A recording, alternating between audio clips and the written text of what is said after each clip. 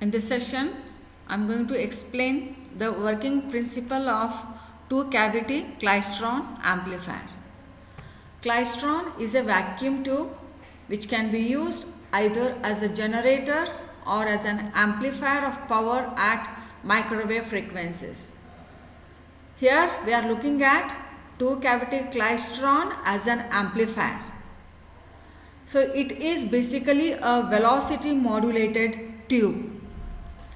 It consists of cathode, anode, a heating element, an electron gun which focuses the electrons towards the anode, the input cavity also called as the buncher cavity, and an output cavity also called as the catcher cavity. The space between the two cavities is called as the drift space.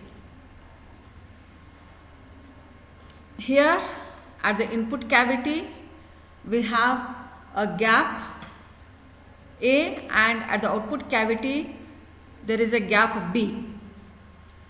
The RF signal that is applied at the input cavity is going to affect the velocity of the electrons which are crossing gap A.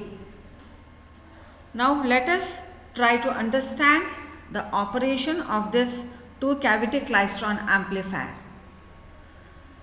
This situation can be best explained with the help of obligate diagram. At point B dash on the input RF cycle, the voltage is 0 and then it is going positive. At this point B dash, the electric field across the gap A is 0 and hence the electron which passes through this gap at this instant is unaffected by the RF signal. Let us call this electron as a reference electron ER, which travels with unchanged velocity.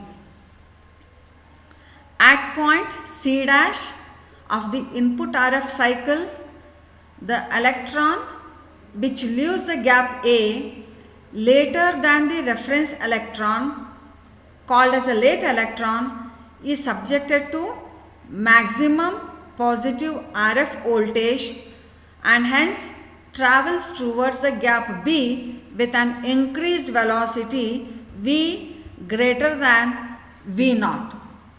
And this electron tries to overtake the reference electron.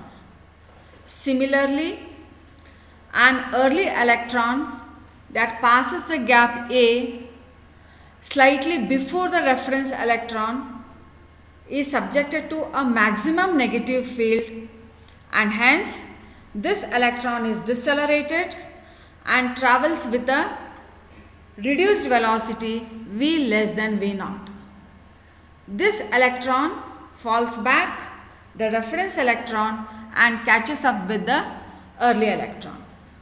Therefore, the velocity of the electron varies in accordance with the RF input voltage, thus resulting in the velocity modulation of the electron beam that is crossing the gap A.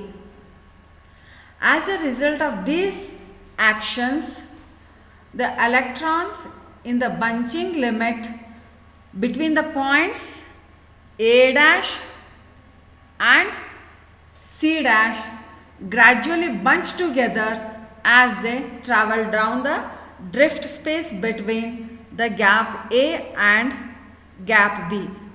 So between the gap A and gap B, we have a bunch of electrons formed. This pulsating stream of electrons, they pass through the gap B and excite the oscillations in the output cavity, that is the catcher. The density of the electrons which are passing the gap B vary cyclically with respect to time and hence contains an AC current and is current modulated.